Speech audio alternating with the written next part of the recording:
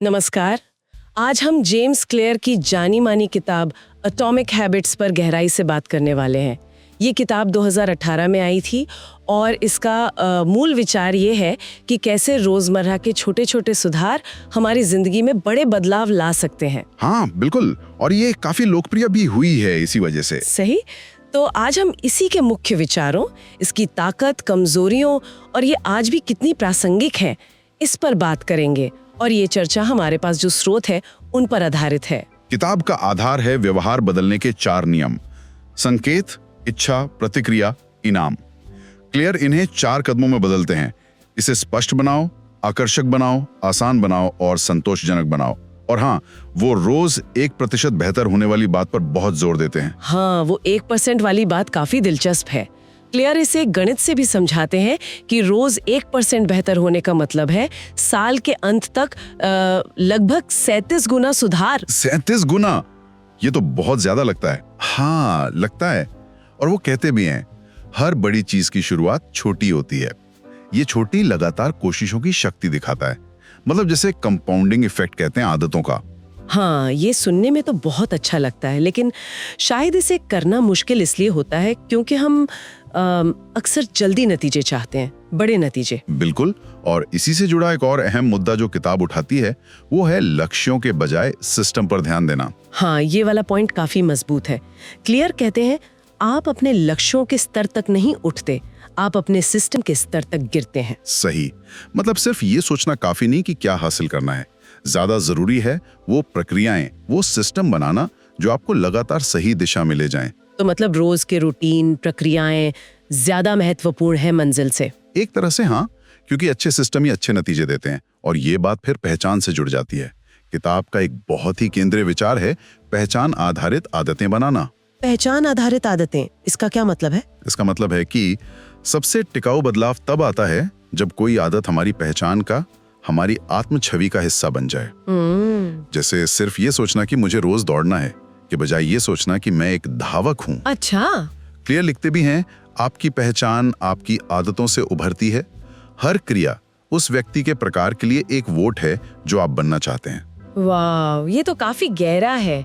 मतलब आदत बदलना सिर्फ बाहर का व्यवहार बदलना नहीं, बल्कि अंदर से बदलना है कि हम खुद को क्या मानते हैं। बिल्कुल, यही इसका सबसे शक्तिशाली पहलू है शायद। और इसे करने के लिए किताब, जैसे हमने कहा, वो 4 नियम बताती है: स्पष्ट, आकर्षक, आसान, संतोषजनक बनाना।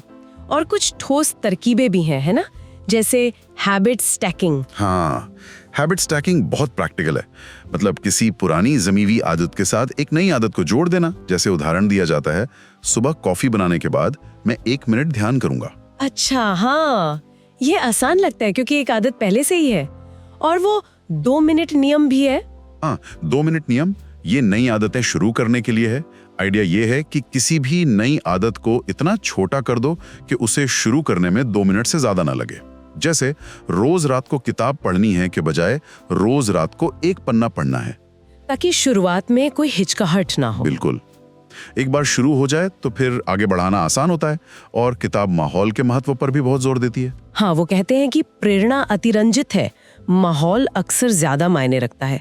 ये थोड़ा चौंकाने वाला लगता है क्योंकि हम हमेशा इच्छा शक्ति की बात करते हैं। सही कहा, लेकिन क्लियर का तर्क है कि अपनी इच्छा शक्ति पर निर्भर रहने से बेहतर है अपने माहौल को ऐसा बना लेना कि सही काम करना आसान हो जाए और गलत काम करना मुश्किल। मतलब अच्छे संकेतों को सामने रखना और बुरे संकेतों को छुपा देना। हाँ बिल्कुल। जैसे अगर सेहतमंद खाना है तो फल सामने रखें, जंक फूड छुपा दें। ये माहौल का डिजाइन है। तो ये सब कारण है शायद कि ये किताब इतनी सफल हुई। लाखों प्रतियां बिकी हैं, Amazon पर भी बहुत अच्छी रेटिंग है, लोग इसे पसंद करते हैं। हाँ, निश्चित रूप से। इसकी भाषा बहुत साफ है, सलाह सीधी और लागू करने लायक है।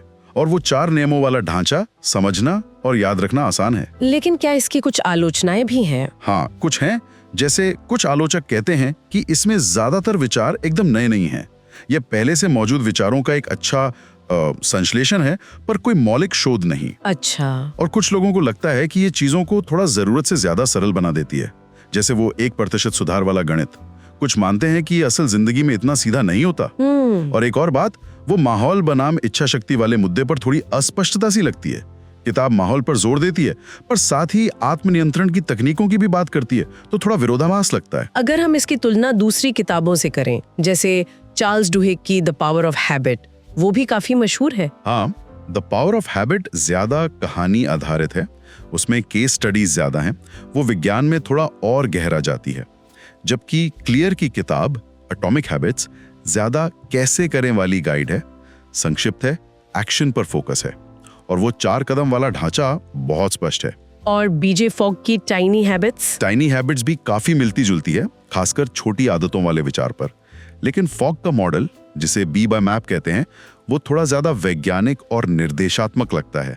क्लियर ज्यादा लचीलापन देते हैं, कई सारे औजार देते हैं चुनने के लिए। तो कुल मिलाकर कह सकते हैं कि एटॉमिक हैबिट्स उन लोगों के लिए बहुत अच्छी हैं जो आदतें बदलने के लिए एक सीधी साधी कदम दर कदम गाइड चाहते हैं। बिल्कुल, ये बहुत व्यवहारिक है, समझने में आसान है और इसमें ऐसी तरकीबें हैं जिन्हें कोई भी तुरंत इस्तेमाल करना शुरू कर सकता है, खासकर अगर कोई आदत बदलने की दुनिया में नया है। तो आज की इस पूरी बातचीत का निचोड़ क्या निकालें?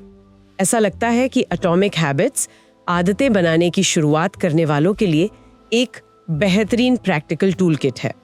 इसकी स्पष्टता और जो एक्शन लेने लायक सलाह है, वो इसकी सबसे बड़ी खूबियां हैं। हाँ, मैं सहमत हूँ, लेकिन ये याद रखना भी जरूरी है कि ये एक तरह से विषय का परिचय है, एक संश्लेषण है।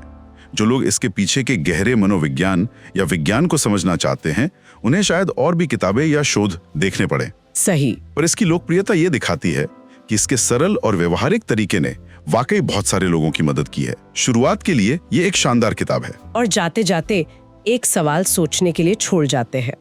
अगर सिस्टम और माहौल ही इतने ज्यादा महत्वपूर्ण है जैसा कि किताब कहती है, तो फिर लंबे समय तक बदलाव बनाए रखने में हमारी अपनी इच्छा शक्ति, हमारे आत्मनियंत्रण की असली भूमिका क्या है?